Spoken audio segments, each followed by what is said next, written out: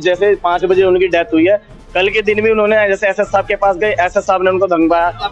हरिंदर जी हैं और जो यहाँ के जो सबसे करप्ट, सबसे भ्रष्ट अधिकारी एसी साहब हेमराज मीना जी, हम चिल्लाते रहे कि एम्बुलेंस बुला दो, वो फौरन, मैं कह रहा हूँ, बॉडी यहाँ पड़ी रही, पर वो 1 सेकंड के लिए भी यहाँ तक देखने नहीं आए कि कर्मचारी को हुआ क्या है, कहाँ उसके चोट लगी है, कहाँ उसके सर में लगी है, और ना ही वो एम्बुलेंस का इंतजाम कर पाए।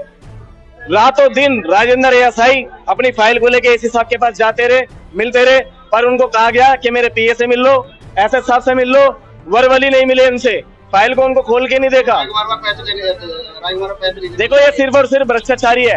एसी साहब ये सब पैसे तो लेते हैं, पर ये घुमा फिरा के पैसे लेते हैं कि मेरे पीए से मिल लो, मेरे छोटे वाले अधिकारी से मिल लो, इस तरह पैसे टटोलते। जैसा भी इन्होंने बताया राजेंद्र जी ने, इनसे 2 लाख की डिमांड की थी, खुद जो राजकुमार एएसआई है उनसे भी 2 लाख की डिमांड की थी, इसलिए वो परेशान होके, टॉर्चर होके, मेंटली डिस्टर्ब होके तीसरी मंजिल से उनको कूदना पड़ा।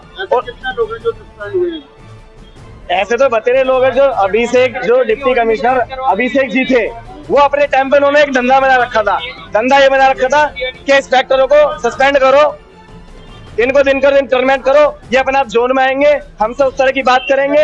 हम देखो धरना जब तक चलेगा, जब तक यहाँ पर कमिश्नर नहीं आ जाता, डीसी साहब नहीं आ सकते। बड़े दुख की बात है, अभी तक ना कमिश्नर आया, ना महापौर आई, ना दिल्ली का डिप्टी आया, और यहाँ तक कि एसी मीना सब इतना जो करप्ट जो कर रहे हैं पूरे जोन को, जब तक यहाँ पर इनका ट्रांसफर नहीं हो जाएगा एसी मीना जी का, जब तक सारे हमारे भाई जितने भी यूनियन लीडर्स हैं, हम ऐसे धरना प्रदर्शन करते रहेंगे।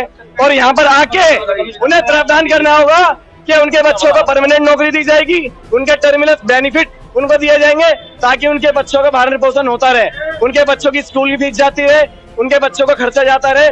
ये हमारी मांग है आगे के लिए। अगर हमारी मांग नहीं मानी गई तो हम ऐसे ही हेमराज मीना जी को घुसने नहीं देंगे, यहाँ पर ना डिप्टी कमिश्नर को घुसने देंगे, यहाँ पर ताला लगा देंगे, नारेबाजी करेंगे, धरना करेंगे और काम बंद हड़ताल करेंगे।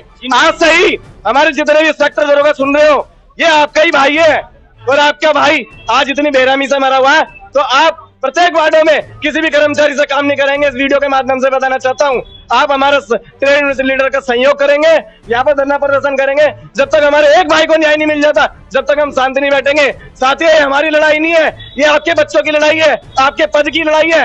ऐसे भ्रष्ट अधिकारी आ रहे हैं, डिप्टी कमिश्नर, आपने देखा है एक नाम में आता है, कोई 3 साल के लिए आ रहा, कोई 5 साल के लिए आ रहा।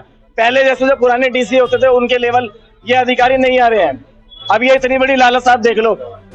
परसों की बात है, राजेंद्र जी को मैं मिला था यहाँ पर, एसी साहब के पास फूट फूट के रो रहे थे।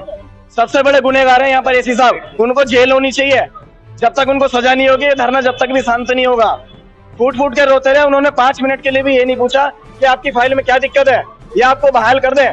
पर वही स्कीम बना रखी है, वो डिप्टी कमिश्नर तो चले गए, पर एक प्यादा बिठा के चले गए अपना। ये हेमराज मीना जी उन्हीं का ही प्यादा है, उनको पैसे कमा कमा के देता है। और देखिए कान छिदवा रखा है, कोई भी ट्रेड यूनियन लीडर जाता है तो तू करके बात करते हैं। इतने सस्पेंस इनको नहीं है कि किससे किस तरह की बात करनी है। हमारे साथ ऐसा कर रहे हैं तो ऐसे राजकुमार ऐसा का क्या हाल करा हुआ इन्होंने, कैसी लालतें करी होंगी। तो इसी तरह उनको टॉर्चर करके, मानसिक तौर से परेशान करके ना उनका मर्डर कराया गया है। तो ये धरना यथावत ऐसे ही चलता रहेगा। और देखिए सुनिए, और दिल्ली का एक एक कर्मचारी यहाँ रोडों पे कूड़ा डालेगा, काम में हड़ताल करेगा और नारेबाजी दिल्ली को तराई कर देंगे, जब तक हमारे राजेंद्र एएसआई को न्याय नहीं मिलेगा।